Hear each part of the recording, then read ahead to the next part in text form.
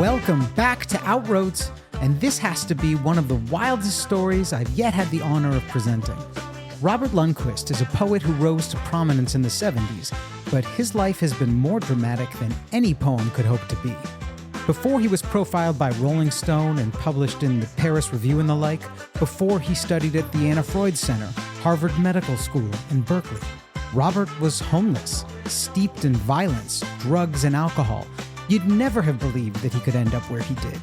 I think his story's well worth our time. But for those fond of trigger warnings, make no mistake, this is the hard stuff. Let's get into it. Crampons, yes. Crampons and all that. I'm familiar with the foot claws. But like, as with any serious endeavor, there's always someone far more advanced that makes you look and feel like an amateur. Yeah, always. I was with I was close with a family named the Scudders, and he taught at Caltech. He taught the anthropology department at Caltech. Oh, and was he also a climber? And he was. And he was on the climb that Chenard was on El Capitan. Oh wow, he's one of those. And one of the members didn't put a knot in his rope when he belayed. Oh no. And he belayed off the end of his rope. Did he die? Yeah, right to the valley floor. Off El Capitan. Yeah. And his last words were, "Oh shit." That would be appropriate. And because I was getting into climbing. Yeah. And he said, "I want to tell you a story." And I climbed in Yosemite once. Did you? Yeah. What, in the 60s? Yeah. And it was like I fell, and it was like a freight train coming out at me. I'd mostly rock climbed in the desert and Tahquitz and places like that. Yeah, those are the go-to Southern California spots. Yeah, and nothing was like this. This was like, I went, whoa. Did you pendulum back into the rock face? Is that what happened? Yeah. You can get hurt that way. Yeah, Chenard has crazy stories. I heard some story where, they were notorious for having no money and eating cat food and, getting by on scraps. And he said at some point he was climbing with this group that was always out of food and money, and they were so starved that he looked down and his belayer had fallen asleep. Oh, yeah. Just from exhaustion. So they were wild, totally wild, different times. Now it's kind of an organized sport. Yeah. So it's been legitimized. Yeah. Wow. Robert, I'm really glad that you made the drive to come down. Well, great. Part of the interest, you gave me your latest book, which is called Blank 99, which is a memoir of sorts, I'd say.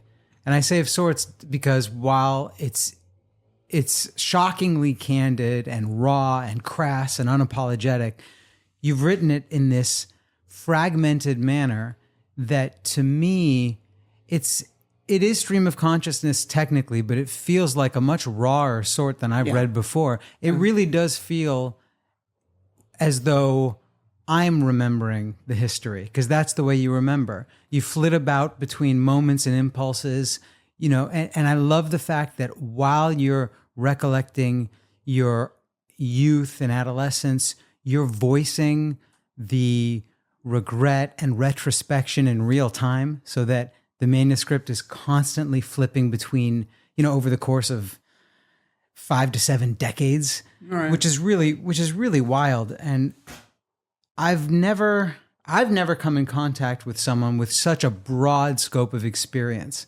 Because in Los Angeles, we walk by homelessness and poverty and addiction and violence on a daily basis. Yeah. But I think it's very easy to see people who are subjected to those ills as frozen in that life. Right. And having met you at this stage of your life as a successful poet, as a professional, your credentials are long and storied, and then to find out where you came from. Yeah. That's what makes this so unique, is that this isn't a story that can be told by anyone younger, because the trajectory is so extreme and so broad. Yeah. So if you don't mind, I'd love to talk through some of the elements Sure. because Yeah. they're fascinating to me. I think they'd be fascinating to others.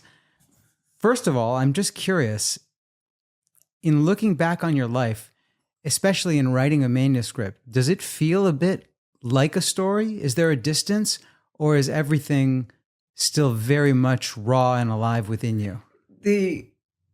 It's very much raw, and there was no distance whatsoever.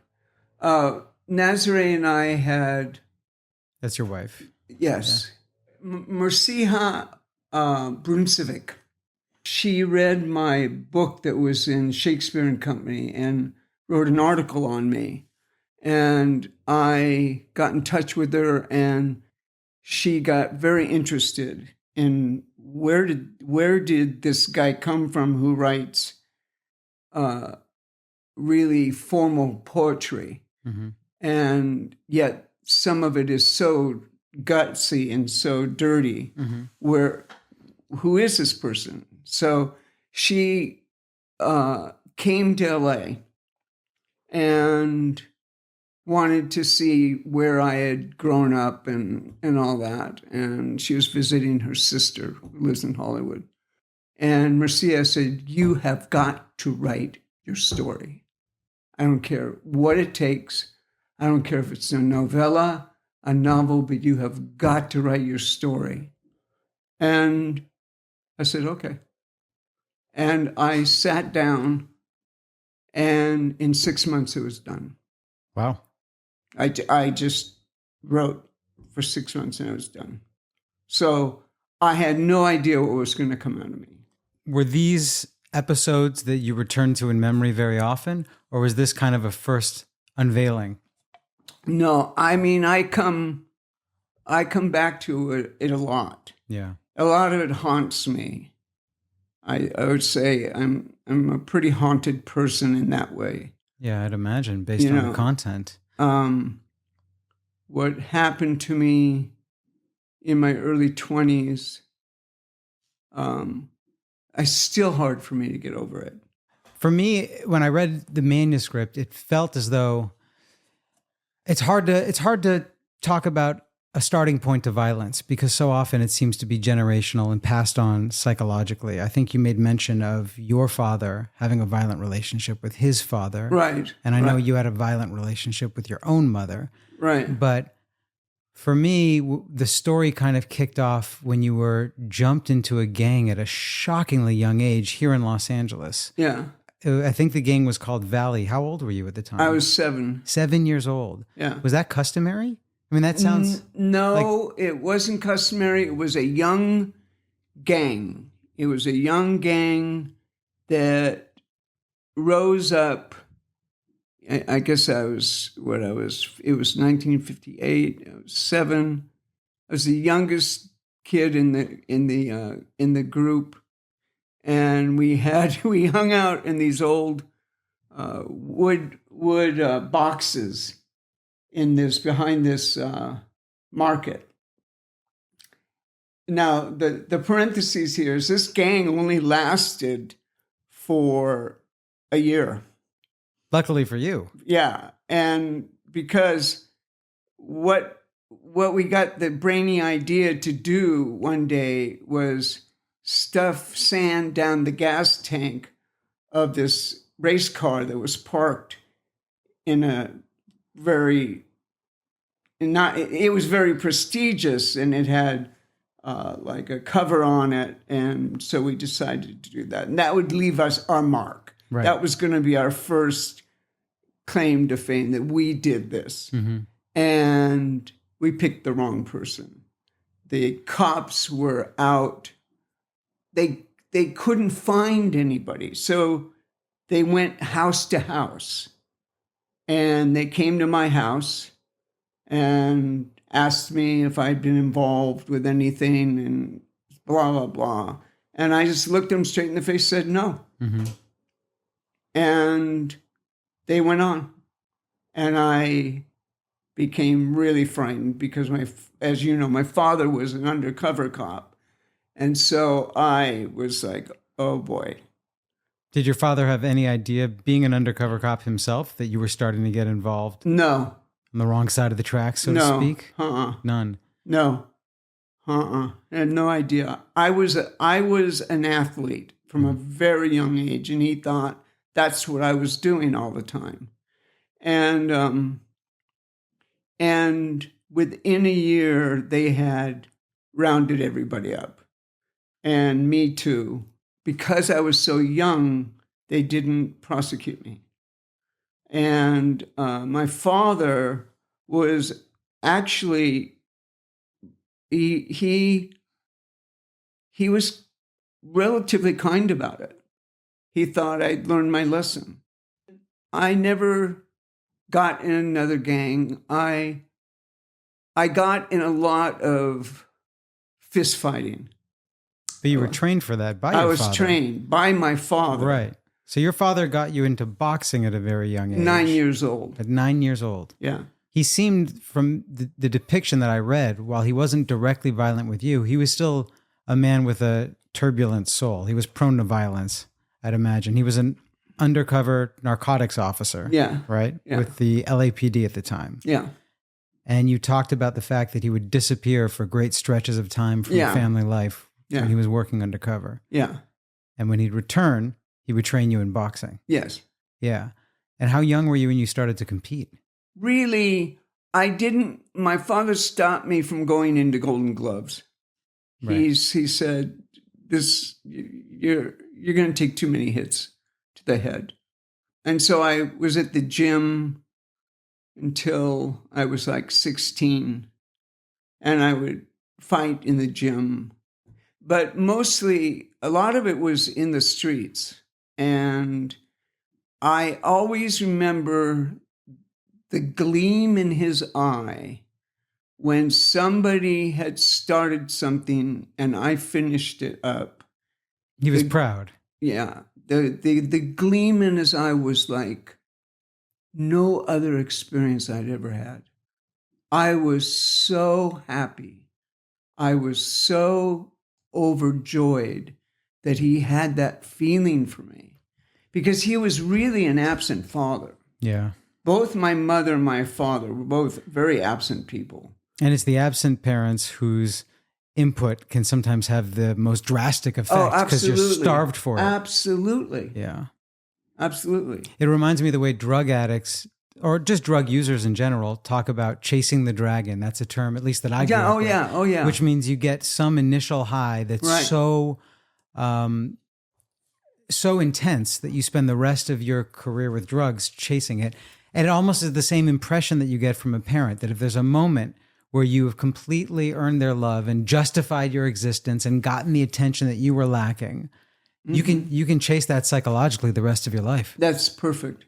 Yeah. I could talk a lot about this, but what your description is very eloquent. You're exactly right. Is that what violence became for you? That violence? Oh, totally.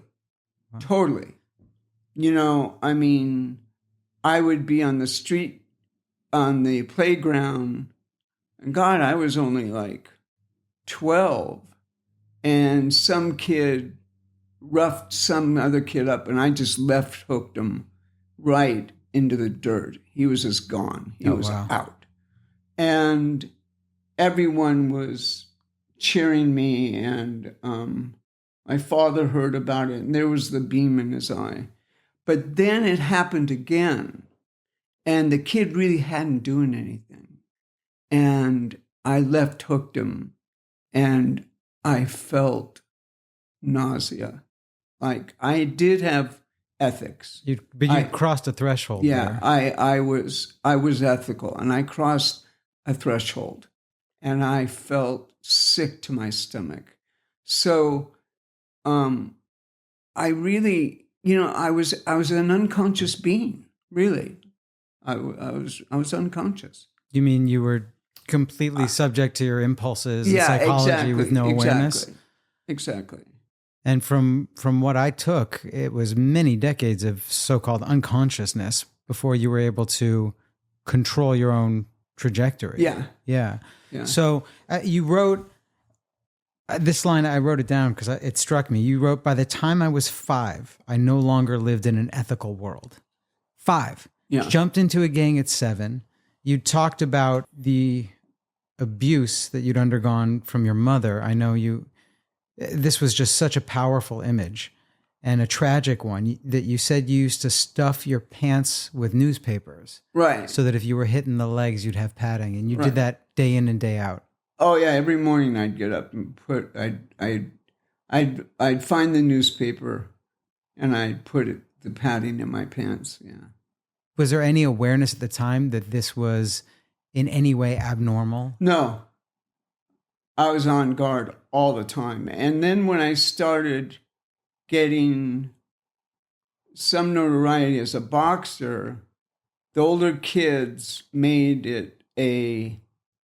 Did you become a target because of... I was fair game. They could hit me in the stomach any time, any place, so that I could learn to just deflect anything at any time. Right. So I grew a conscience that was always on the lookout for somebody who was going to hit somebody or going to hit me. Yeah. It was always in my mind. You were in a constant fight or flight state. I still am in a lot of ways. I'd have to imagine a lot of this stuff gets imprinted and there's no one doing it. Yeah. There's understanding it. I have channeling it. I have to remind myself that I'm in a benign world. Yeah. Otherwise, you're constantly I'm proactively protecting yourself from a slight or something. Or some foreseen betrayal. Yeah. Imagined betrayal. It's shocking stuff. Yeah, you were nicknamed Hands because of your boxing. You told me that. I know when we shake hands or when you grab my shoulder, you still have incredible strength. Yeah, I do. Does physicality still feel like a violent part of your being in a way? Does strength feel like... No, not really, because the interesting thing about my father is that he was a dangerous man, and everybody knew he was a dangerous man. But you get him around 2-year-olds, 2.5-year-olds, he was the most loving person you'd ever met. He was so full of love. On another part of him, he was so utterly full of love. And so I got that also. So I really enjoy people, and there's nothing more I like than something that feels friendly. You strike me as a very friendly, gregarious guy. You really do. I am. You seem sociable and welcoming and warm. I don't think anyone would meet you now and suspect the depths from which you've come at all. Yeah. You said your father was a violent man. I'm just curious. Maybe this is my own preoccupation with fathers and sons, but in what ways was he violent? Well, he was both. He could bust a heroin addict or a dealer, but someone who was strung out, and take them to lunch at their parents' house. So he compartmentalized everything. Yeah, and then he'd arrest them. And the stories were that he was just very dangerous on the streets. Yeah. He was very dangerous. And he only took it to me twice in my life. And I was failing miserably in school. And he would stand above my desk and he would point at equations, and I'd start to freeze up and I couldn't say what the equations were. And he'd keep saying, what is this and what is that? And many times does this go here? And I keep getting more and more free. And then he would rear back and he'd come at me, and right before he hit my face, he'd swing off and hit the wall. And the wall would just crash. We had walls we repaired. And I would just be terrified of him. And I bet you know every detail of that scene right now. Oh, like the smell in the room, the warmth of the air, everything. It seems like And the thing I remember most is being alone with it afterwards, and shaking and being alone. And he never apologized. And then he took it to me one night when I was out really late, and he thought something had happened to me. And I came in and I knew how to duck. I knew how to duck, and I ducked and I covered up. And it was like sledgehammers coming down on me. But those are only 2 times. He and I had a terrible temper, getting angry with me. But physically, nothing like my mother. My mother was just out of control. She beat you regularly. Every day. Every day. Every day for like 2 years. It's I mean, from the outside, from someone who was blessed with a nonviolent upbringing, it's shocking to hear. You hear these stories of these homes that are just domestic horrors, and as a kid, you're totally hopeless to remove yourself. And well, what's interesting is that ostensibly it was a middle class home. Yeah. You had 3 hots and a cot. Right. You're being cared for. You're being cared for. And out on the street, my father was friendly with everyone. Everybody liked Big Ted. Everybody called him Big Ted. And everybody liked him. So it was confusing to me because I ran with kids that were, a lot of them ended up in jail, in prison. Sure. And they would get thrown through walls and things like that. But their house was obviously dangerous. Yeah. Their parents were crazy in another crazy way. But my house wasn't like that. There was always a meal on the table. Right. And there's a veneer of respectability. Yeah. Yeah. Yeah. Which can be all the more dangerous. Yeah. It made me crazy. Like, why am I like this? I would pop off. The Shakey's Pizza Parlor had an open close sign that blinked on and off, and kids were throwing rocks at it. And I just walked by, picked up a rock, boom, and it explodes. Next thing you know, the cops are at my house. Mm-hmm. And next thing I know, I'm getting out of that one too. Impulse control was not my forte. Yeah, well, the wiring was all done improperly. Yeah, exactly. Yeah. The hard thing about being a parent is it's not about your batting average. There can be a single traumatic incident that affects the child forever, That's true, but the best paper, psychoanalytic paper that's ever been written is about rupture and repair. You can do damage. You can get really angry at a child and you can scare a child. But if you go back to the child and make amends, really make amends, and tell them you are going to do something about this. This is never going to happen again. You are going to seek help. This will never happen again. And you do it, there will be no trauma. Because then your reality and the child's reality have remelded. And that's what you're referring to when you said you remember being alone with it. Yeah, right? Exactly. Because this horror is not shared by anyone. It's not communicated to anyone. Here's this guy who's friendly in the streets. And he wouldn't apologize to me. And I couldn't understand why. I was completely confused. And yet I kept chasing him. Yeah. When did this develop into drug use? I know that at some point in your life that kind of defined more than a decade. Oh, yeah.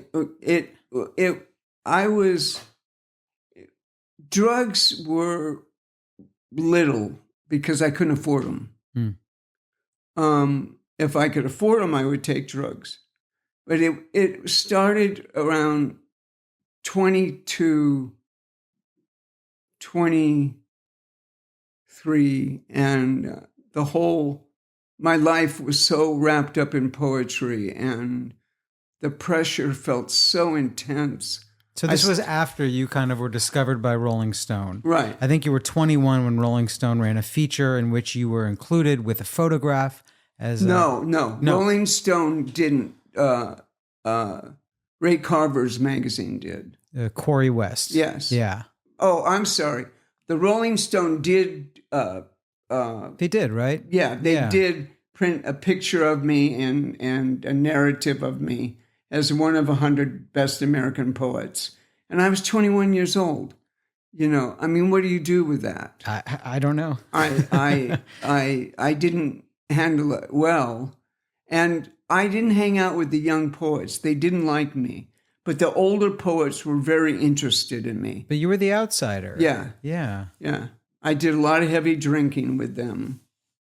And this interests me, actually. Even when you probably felt as though you had an exit hatch opened from the horror of your adolescence with poetry, you were still the outsider. I know with the reason I was asking about the gangs is because you talked about this idea of being removed from society, that you viewed society from the outside, and you lived your life according to a system that was totally removed from the average citizen, that you had this distance from ethics, and at some point you had to attempt to become a civilian again, to reintegrate. But it seems like this feeling of distance, this being an outsider, defined a lot of your interactions with all other people. And to hear that it continued even in poetry, where you kind of made your mark and established yourself as an artist, that you were still the outsider because you didn't come from, let's say, the university background, or you maybe that was the thing. See, in 1970, all the nuts rolled west, and Peter Beagle, Ray Carver, who became the Ray Carver, they all came to Santa Cruz. The poetry readings were bigger than rock and roll. I can't imagine that now. There would be 3,000 people at a poetry reading. Oh. And I would be asked to read. And because everyone else was over 35, you know. And so I wasn't well liked by the younger poets. You weren't seen as the child savant, or? By the older poets I was. And then a poem of mine fell out of a short story that was sent to the Paris Review. To be clear, because this is an incredible story, it quite literally fell out. Someone else sent in a mailed submission, and your poem had found its way in the envelope and fell to the floor. Yes, exactly. Which is unbelievably serendipitous. Exactly. Yeah. And they wanted to know the language I was translated from. Right. Because I wrote a very different kind of poem, because I'd had no training in it. So they assumed it was a translation. Yeah, and I wrote back saying I wasn't translated. This is the way I write. And then it went back, and then there was deliberations, because they go through lots of deliberations, because they get something like over 100,000 poems a year. Mm-hmm. So you got published in the Paris Review. Yeah. And that was, without a doubt, a turning point. That's a very aspirational goal for any poet to this day. Yeah. Yeah. You know what strikes me? And this is very strange, but things like that almost mirror the unlikelihood, perhaps, of the bad luck you had in being put into these awful situations as a child. And then something like that will occur, which has the same degree of unlikelihood, but in a positive fashion. Yeah. And I wonder how you make sense of this looking back. You know, we're midway through your story, but is there almost a resentment toward fate, or is there an acceptance that a lot of people would say, you know, these things made me who I am. There were necessary steps to where I was meant to get, a sort of fatalism, if not a religious sense of it all. How do you relate to having past this painful and tumultuous, but still with such bright accomplishments, which we'll get to. The one thing about me is that when I decide to do something, I do it. And I met a poet when I was 19. I never met a poet. I never read poetry. And my mother was a book reader. And that's after she got out of the sanitarium in Barlow's downtown. And she just had stacks of books by her bed.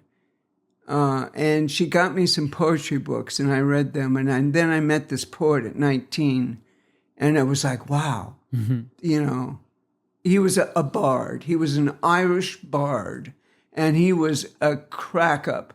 I'll tell you a story about him that this is so funny. He came to I was living in Santa Cruz at the time and had a flat, and he came and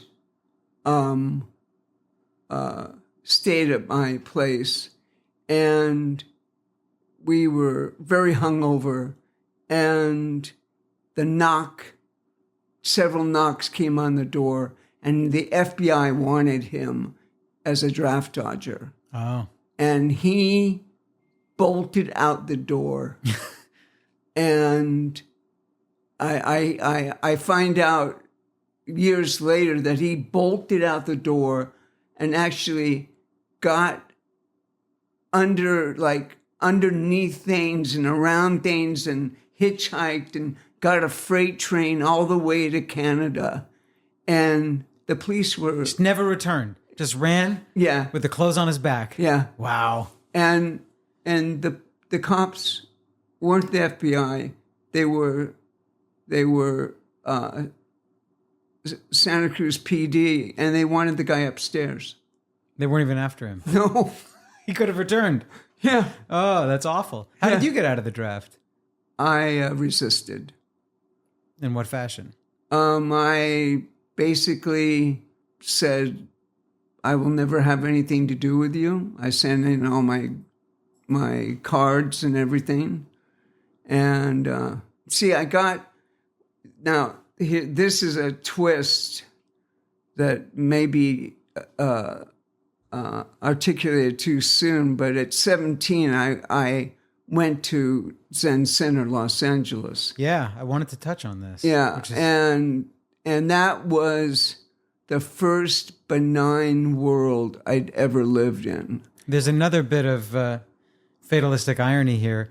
You told me that your father joined the force at 17, and you escaped essentially to a monastery. Yeah, at the same age. Yeah, yeah, which is very interesting. Yeah, but let me ask you about the Zen Center. Something is very interesting about the Zen Center specifically, but we have to back up for a minute to get to it. Because you mentioned that you've had some kind of muscular issues, which you're calling RLS since you it's RLS. Since you were young. Oh, I was very young, yes. I have to imagine that was exacerbated by the drug use. Oh, significantly. It was exacerbated by the trauma. By the trauma. That was really exacerbated by the trauma. But I don't know if it's RLS or some as yet undiagnosable condition. Because listen to this. This to me sounds quite extreme, and I'm sure it was. This is from your manuscript. I'm talking to my best friend. I'm almost in the shakes, and suddenly something pops in my head. It just explodes, and I'm awash with fingernails and electric clamps running up and down my legs, my arms, my torso. Imagine suddenly the heat turned up to 10, but it doesn't stop. It just finds new dials, and I grab Joel, and I desperately say, we have to walk, which we do, for 4 hours. This is my life for 6 months. My analyst keeps reassuring me that the docs will find a neurological order, but they don't. Finally, I think, fuck it, I know drugs. I know what will work. And that's how I got put on 400 milligrams of tramadol every day. 400 milligrams of tramadol saved my life. I can't sit still unless I'm exhausted or seeing patients. Yes, I'm an analyst now, Why am I still seeing patients? I have to survive. They give me a reason to live. I wake up every morning with one thought, and only one thought. Is this the day I end my life? So, it's quite powerful. Yeah. Quite bleak. Yeah. It sounds to me like it's just an intolerable degree of suffering. Oh, it is. As well premedicated. When it happened, I was the story leading up to this is I was in analysis, and in my 6th or 8th year, my analyst said, "I don't think you're suffering from anxiety." That was the presenting problem. He said, "I think you have RLS," because I was always twitching my feet around and stuff. And so I went to I didn't know what RLS was, but one of the questions they offer you when they're assessing you is, when you were 4 or 5 years old, did you ever push your legs against the walls in order to try and calm down and sleep? That was my night. Oh. Every night. So, and I couldn't sit still in school. Is this all symptomatic of RLS? Because you wrote about what seemed to me like a fugue state. You wrote, no one knows why, but one night my brain exploded and I began walking for 2 days. Yeah, that's what you're describing. Yeah. Yeah. It reminds me, have you seen that film Paris, Texas, the Wim Wenders film? It reminds me of that, the fugue state, the zombified walking. Right. Yeah, just for the sake of being occupied. Right. And the interesting thing was I was seeing patients during this time. Oh, were you? Yeah. I didn't realize that. I took a week off and I walked all day, and I was in doctor's offices all the time. How old were you during that time? I was 50.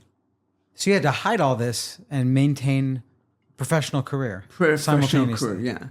And what I would do is I would see somebody, I would see people, and they would walk out the door, and I'd casually walk out the door and I'd run. I would run as fast as I can, as long as I can, for 15 minutes until I had to see the next person. Wow. And did you enjoy the running, or was it just sheer desperation? It was just sheer desperation. That's wild. I was going to neurologists daily. I was going to acupuncture. I went through massage. I went through everything and I went through all of the Parkinson drugs. And I kept saying to my analyst, "You have got to give me a benzodiazepine." And he was having none of it. And I was getting worse. And he kept saying, you will, they will find out what's wrong with you. And I said, 6 months, or I'm going to take my life. That's it. I'll either find a cure or I'll take my life, because it's impossible. There was one morning when I called my analyst and he refused, and I screamed at him. I thought it was the most cruel thing. And he said, "Okay, I'll get you a doctor's appointment." And he gave me olanzapine. He said, "This is a shotgun to the brain."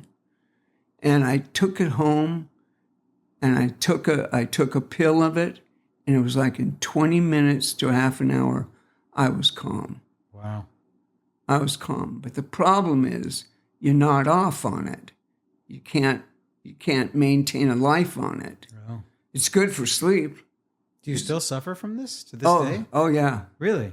Oh, yeah. I'm on it for life. Wow. But how do you avoid this nodding off effect? I don't take olanzapine. After 6 months, I said to myself, I know how to handle this.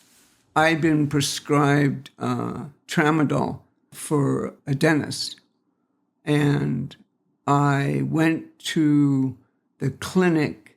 See, to test that you actually have RLS, they wire you up as like an astronaut, put you in a bed, and think you're going to be able to sleep. And they audio tape you. So they do it audio, then they record it visual, and then they make a judgment as to whether you really have RLS. I had no idea RLS was so severe. I think most people think of it as just general. They think of it as discontent. warm sand in your legs. Yeah. If you look up, I had no idea. If you look up on the net, suicidality and RLS. No way. You will get a picture you won't believe. Naively, because you've documented your drug use in such detail, meth addiction and deep alcoholism. When you mentioned these symptoms, I just associated this with, long time misuse of drugs and alcohol. I had no idea that RLS was this severe, this crippling. Yeah. Because you do describe it as something that's absolutely insufferable, that cannot be lived with. Yeah. That's incredible. Now, this all occurred after you left the Zen Center. And the reason that I wanted to get into it is I thought it was an interesting juxtaposition that you entered Zen meditation, which requires enforced stillness. Right. The exact thing you couldn't achieve at all costs. Exactly. Yeah. Now, at that time, were you suffering from any of these symptoms? Yeah. So how did you possibly harness that? I gutted it out. What was that like? What was it like learning to meditate? It was 20. It would take me about 10 minutes. The reason they asked me to live in is because one night. So they asked you to live in the Zen Center. Yeah. Now this is my entrance into Zen Center. One night, previous week, I heard Maizumi. He became Maizumi Roshi. His name was Maizumi Sensei. At the time, I heard him talk, and I thought, and I was terribly something wrong with me. I knew there was something terribly wrong. I didn't have words like depression or whatever, but something was wrong with me. So I looked on the flyer and I got his address. And I got two of my friends from East LA, Bobby and Manuel, and they both had thick accents. And we knocked on the door, and the door opens, and a guy with a kendo stick comes out and greets us. And it was very simple. He asked me some questions about myself. How sincere was I? To my knowledge, I was sincere. And he said, "This is when we sit." So every morning I would drive to Alvarado Street.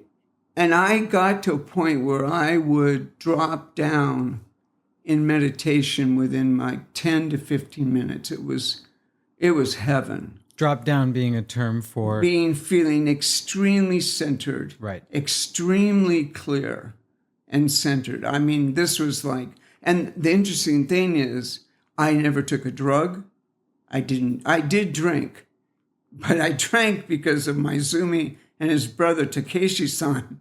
That's why I drank. Both of whom since have become infamous for for their misdeeds within the Zen Center. Yeah. Maizumi, not Takeshi. Not Takeshi. But that's interesting that this was the first bit of relief. Yeah. That didn't carry some, tremendously negative repercussion as do drugs and alcohol in these cases. Yeah. And so you stayed at the Zen Center for 2 or 3 years? 2 years. 2 years. Did you ever live there? I lived there. You did live there. I lived there after the second month. What was that like, living at the Zen Center? How often did you sit? 3 times a day, and then on sessions, 5 to 10 days a week. And between those sessions, did you find your symptoms alleviated? Both the RLS, but also the tension and anxiety caused by the childhood of trauma? The RLS was not as bad as it became. It was legs twitching, and there was some pain, but I could sleep. And I just thought I honestly thought it was anxiety. I thought I didn't have the term for it. Eventually, when I had the term for it, I thought it was anxiety. When I called my analyst, and the presenting problem was for anxiety. That's what I thought I suffered from.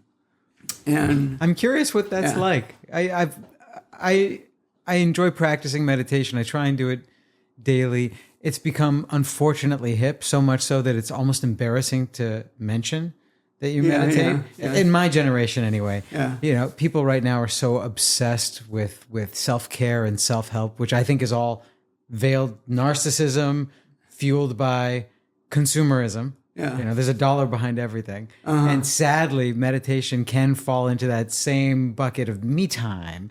But when it's practiced properly, it really is transcendental. And you really do get to rise above your own anger responses and fear responses. And I find that if you maintain a practice of any sort, and I hate to couch it in religious terminology, but if you do gain some momentum, you can get a piece of that anytime you need it. That's true, but when you're studying, as often as I was studying, you also go through pain. You go through because of the physical sitting, right? The not just the physical, the mental. Oh. You go through a lot of pain. You go through a lot of sadness. Ooh. You go through a lot of tears. I mean, it is a different level. Yeah, it takes guts. What's the longest session that you're expected to go through? 50 minutes, and then you do King Hen, which is walking meditation. Right. So it's more the cumulative effect, yes, rather than any one monster session. It's the cumulative, exactly. Yeah. The cumulatives. And I was in Soto. I wasn't in Rinzai. So I wasn't doing riddles. I was just sitting. No koans or... Yeah, no koans. Although it makes sense to me, knowing what I know of you, that if this was so instrumental in kind of gaining a moment of inner peace, it makes sense that you found your way into being an analyst and studying psychotherapy. There must be a connection between the two, because I'd imagine that there's a bit of an impulse. You want to raise the hood to figure out what the hell's wrong with you and how do I fix it, right? Yeah, you know. And they both approach that. I will tell you honestly, the reason I became an analyst, I was told by a therapist, this therapist probably shouldn't have told me this, I would be good at this. And I hadn't been told I would be good at anything in my life. Boxing, poetry? I didn't believe that I was good. But I wanted to become an analyst because I wanted to sit around and talk to people. And that's what I wanted to do. Yeah. And then I found out there was much more to it. Indeed. But yeah, you are. You're a gregarious social animal. Yeah. That it sounds like was just subjected to an atrocious childhood. Yeah. That had a ripple effect of, 60, 70 years. Yeah. Do you think it requires age to be able to kind of face the mirror in as raw ways you did with me, not just with the manuscript though, because you've been an open book since I met you. Yeah. We have a mutual friend that introduced us, and we hung out at your house, and we talked about a lot of these subjects before I ever had the manuscript. Does that come with age, or is that just the nature of healing, that the only way to heal from wounds this deep is to become so intimate with the truth of them that there's no longer any embarrassment or shame? I know for me, age was instrumental, but as instrumental as my analyst, and my analyst was a pretty good analyst, and he was a mensch. He was one of the few in the institute who wasn't a narcissist. I don't know who's ever going to hear this, but not a lot of analysts in the institute would I ever refer to because of the narcissism. Is that specific to this profession, you think? Yeah. Oh, God, yes. Really? How so? Or why? It's considered the epitome of psychotherapy. It's the most rigorous. Let's back up a minute for my own naivety and maybe others. How does the term analyst differ from psychiatrist, therapist? Okay. In the beginning, you didn't have therapists. You only had analysts. As early as the 50s, I believe. And psychologists did reports. Social workers tended to the physical care of a patient, and analysts did the analyzing. They didn't call it psychotherapy, they call it psychoanalysis. And then either in the 50s or I guess in late 50s, early 60s, they developed a profession called the licensed marriage and family therapist and the licensed social worker. And they both could do psychotherapy, but it had to be relational. Okay. Though people fudge, they always saw people individually. But that was the rule. And then psychologists became very important, very big, and did a lot of psychotherapy. But to become an analyst, it's the tripartite addiction. Oh. You have to be in analysis 3 to 4 times a week. You have to be in courses for at least 4 years. And you have to do 3 of your own analyses by people, someone who was willing to go into analysis with you for 3 to 4 times a week. For the cutoff line is 18 years, but I never saw anybody less than 8 years, or Wow. at least 8 years. So very rigorous. So it's extremely rigorous. But it goes to people's head.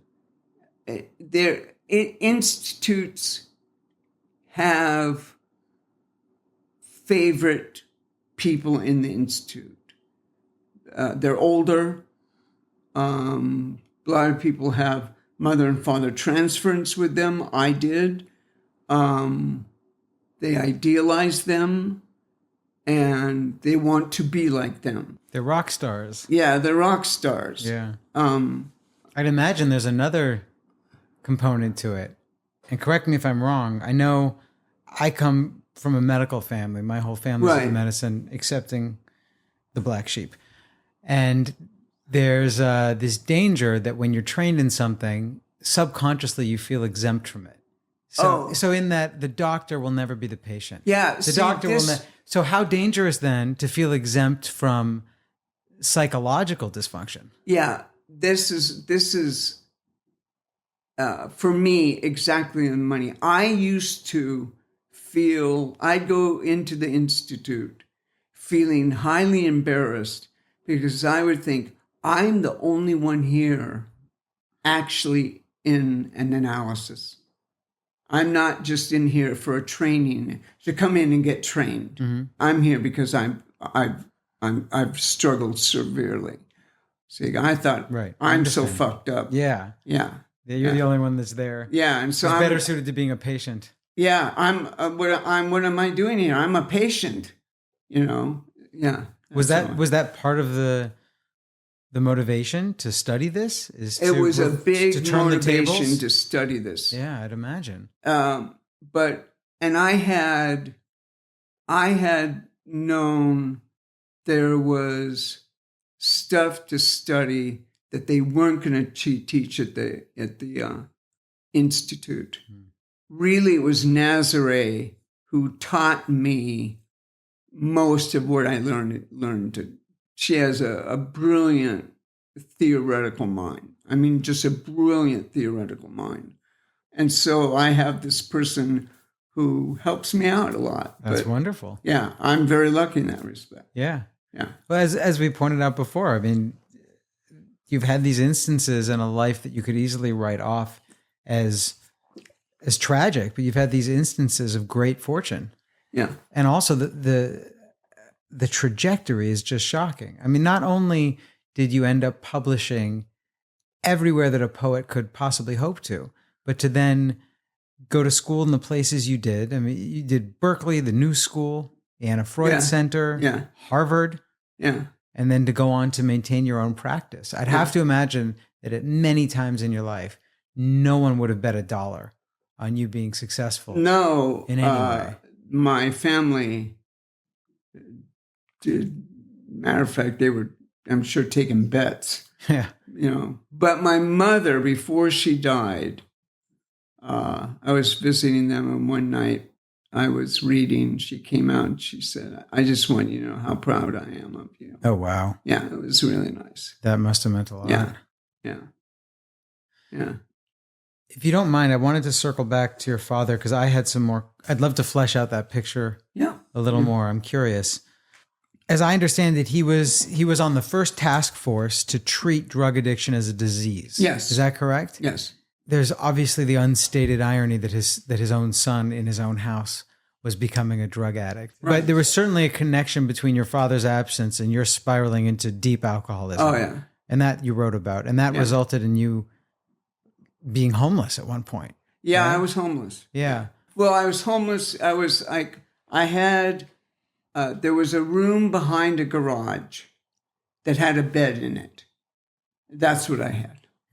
No place to go to urinate, no place to do dishes, no place to cook, nothing like that. So, but you lived in squalor, as you described it. Yeah. Part of the reason I think this is so important, I was born and raised in Los Angeles. Yeah. You were born and raised in a very different Los Angeles. The reason I think that your story is so important at least for me on a personal level, is that these things are still prevalent. The poverty, homelessness, drug addiction, alcoholism, the results of unseen trauma. They're all over the city to this day. Oh, I'm sure you driving from you to me past endless scenes of this, iteration after iteration of the same story. I think you're so spot on about that. Yeah. But I don't think everyone, including me, is aware of the depth of the story. You see the facade, you see the diorama of pain or destitution, and you become inured to it as almost a survival instinct, right? Mm-hmm. But I don't know, I find it very enlightening to remember that there's a full life, not only behind each one of these people, but ahead of each one of these people. That's what's so inspiring about what you've been through and where you ended up. Well, I appreciate that, but how did you, that's a very sophisticated understanding of people. What do you mean? Well, to know that people live in a veneer socially. Mm-hmm. We live in this veneer, and people are relatively socially, except for if we lived on Fifth and Spring for a while. Yeah. And people were like screaming, and, it was really nuts. I'd imagine. But most life, people have a veneer, and then they go home and all hell breaks loose. Right. I mean, marriages are not in good shape. Children are not in good shape. I mean, and I don't think it's just the population I see.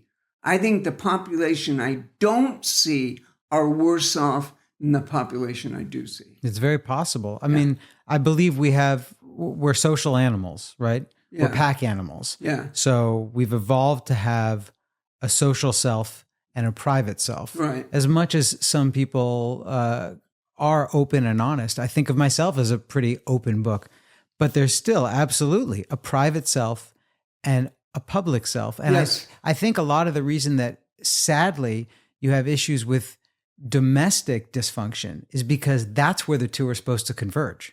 Right. Right. Right. And that's where these chemicals can explode and cause these violent reactions with people who can't do that, who can't have someone else knowing their private self. And then when they are known and criticized, things explode. Yeah. I'd like to think it's not It's not the default. And I've been very lucky. You know, I didn't grow up in a house like that. Yeah. And most households. I totally disagree with the people who trained us in attachment theory. What did they say? They believe that 50% is secure. What's your estimation? 10%. 10%? Yeah. 10%? Yeah. But the part of the brain that registers the pain of neglect is the same part of the brain that receives affection, physical. Yeah. Right. Yeah. So the same part of the brain is taking it in. It doesn't know. It doesn't know it was neglected. It doesn't know it was hit. Mm-hmm. It just feels the pain of it and the confusion of it. The thing about violence with parents is when you're so young and it's happening, it's confusing. Mm-hmm. I mean, I would get beaten by my mother, and 4 hours later, I'd be eating oranges with her. Yeah, yeah, and you have no context. I have no. You don't know what a healthy reaction to that experience would even look like in the first place. Exactly. There's no way I could sit down and say, "Why did you do that? Right. Why have you been doing this? What is going on in your mind that you're resorting to this? You know, you can't." Was it a conscious decision for you to not have kids, or is it just the way things worked out? Yes. And is it? I'd have to imagine it's got to be colored by this assessment that there's only 10% of healthy households, so the dice don't roll. Yeah, in your that favor. was the ones good.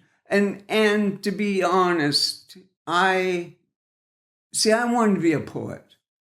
That's the thing I wanted to do more than anything in life was be a poet. And I knew that meant, and because I didn't have an education, I didn't, just so that if anybody hears this, they're hearing that I went to an institute and everything. I went to school at 37. So I did shit jobs. I mean, I did real shit jobs for years. It's wild that you decided to take on this behemoth task of education at 37. Yeah. I think most people would feel they missed the boat and they'd love to do it if they could rewrite their history. Yeah, and that's and there you go. That's true. It takes an incredible amount of fortitude to do it then and to not let anything hold you back. Well, that's what I have had. That's the thing that's kept me alive. What was the turning point? When did you make the hard decision? When did you draw the line in the sand and say, I'm going to school, I'm going to become a professional? I was working in a halfway house, and I'd been in therapy. And like I said, the therapist said, I think you'd be good at this. And so I ran it by a counselor there. Do you think this would be too much? He said, pile it on. So a week later, I went down and registered. And that was it. You never looked back. I went to school from 1937, 38 until 2000. No, it was around 2016. Yeah, that's 30 something years of school. Oh my gosh. Yeah. What would you say to someone who's stuck in one of these tragically dysfunctional households, or someone who, because of a troubled youth, now finds themselves in the grip of addiction or poverty and homelessness? Having gone through what you've been through, how do you see these people and what would you say to them? That's tough. Well, one thing I would say, I would tell people, I don't know how you're going to do this, but you've got to find someone who you can actually bond with. Someone that you can actually share your pain with. But it has to go both ways. They have to be able to share their pain with you. That, I think, is the most important thing. So that you undo the isolation. Yes. You're absolutely. No longer the outsider for the first time. Absolutely. Who is that person for you? Because you didn't meet your wife until later in life. My wife. Yeah. I have a friend named Joel. So these were the people that empowered you. Yeah. in the end, we're undoing the damage, is what you're describing.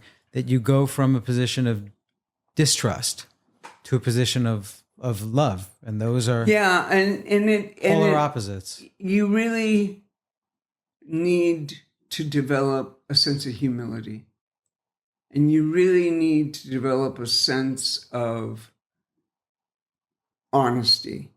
Absolutely. You had a line in the manuscript where you said, "You're never too old to learn to love." Yeah, which was an unexpected piece of sentiment, but I think it really speaks to what it means to you. Yeah. That after years of hopelessness, the door is never closed. If you're alive, the door is not closed. Mm-hmm. And I think that's something beautiful. That's what I took away from it, you know, rather than focusing on it from the voyeuristic aspect of, you know, all these stories that get quite dark and sordid and violent, which are thrilling to read as a reader. But deeper than that, there's always, you know, for me, the realization that was not the end of the story at all. Mm-hmm. And for so many people, these dark moments feel like they're the headline. It's going to be on the tombstone. It's going to define them as a person. And it doesn't. It's one piece of the narrative. Yeah. Yeah. Exactly. So I really appreciate the honesty with which you write, but also the honest person you are. I appreciate our friendship. Thank you for coming down and talking. Oh, thank you for asking me. It means a lot. Thank you. I'll reach way over here. Yeah. Thank you, yeah, Robert. Great. Thank you. Thank you. All right. That is the episode. Thank you for listening. I know it got a little bit heavy, but I suppose that's to be expected when dealing with such serious topics as poetry and life. If you enjoy the show, subscribe and review on whatever platform you're listening or watching, and check out Roads Out on Patreon, where you can get expanded show notes and material for this and all other episodes.